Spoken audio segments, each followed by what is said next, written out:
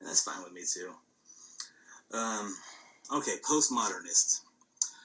It's a period of philosophy, and Jay is in the philosophy group, so he's interested in this kind of stuff, and he's over in Great Britain. You have modern philosophy, and if you remember, Wittgenstein was part of modern philosophy during that time period, and Russell was part of modern philosophy during that time period. And Russell, the logician, was getting on the radio, and he was getting on TV, and he's doing these interviews. You can find those interviews on YouTube if you want to look at Russell and his philosophy. He did a series on the BBC, I think, on the radio especially, Why I'm Not a Christian. Really controversial stuff. And he got a lot of attention for that. He attracted the attention of Wittgenstein. Wittgenstein came in and became his student. And nobody knew Wittgenstein was this billionaire from Austria, just looking like he was a crazy man that wandered off the street into the university to talk to Russell.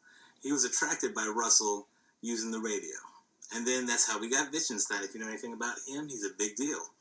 So from there, the period keeps going, and you get Michel Foucault, you get Sartre, Heidegger, the existentialists. They all started moving down that road. Simone, well, let's not forget the women. Simone's in there too. She did a lot of good work.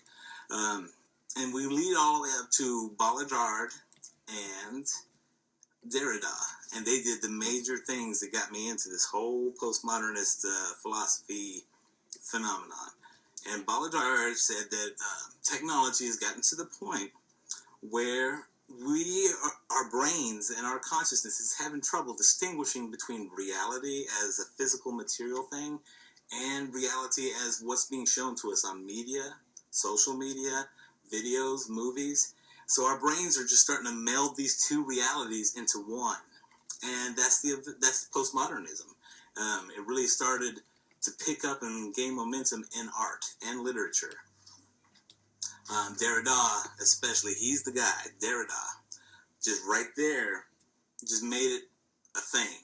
It crystallized around this guy. So if you look on YouTube, you can find videos of Derrida speaking. He's speaking in French in most of the interviews.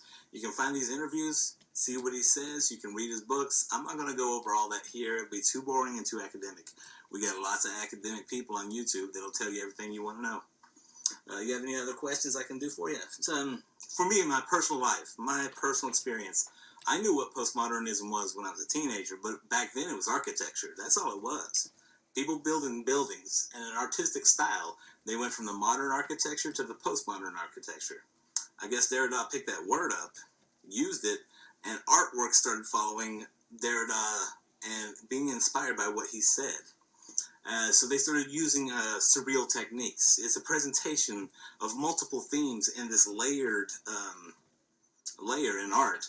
So you might have a painting, and it has a classical style to it, but then all of a sudden it's got modern things going on, and then it has some abstract stuff in it, and these different styles layered into one presentation became a postmodern style in artwork. And then it jumped out of artwork and went into literature, and Derrida himself used it.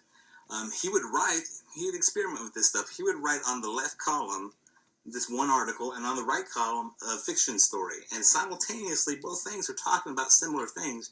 You can't tell which one's this academic article and this fiction story melding together in this presentation. And he started playing a lot of games with words and messing with a lot of people's minds. And that's how he inspired Baudrillard to just continue on with his work. And now it's snowballed into what the media is calling the post-truth era. Here we are now, like, to the best of my ability, looking around, maybe 90% of the people living and acting politically and doing things have no idea what postmodernism is. But it's what's driving their political rhetoric. It's what's bringing them the news through the media. It's what's teaching them what they want to know about the world and informing them without them even being aware of how it works and what's being done.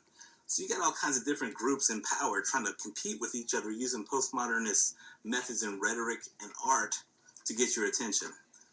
I think people should know about that. People, politically especially, should know what's going on so they can know whether or not they're being manipulated or subverted And when they're trying to say their things on Facebook, somebody comes in, throws internet memes at them, subverts their message. It gets kind of crazy.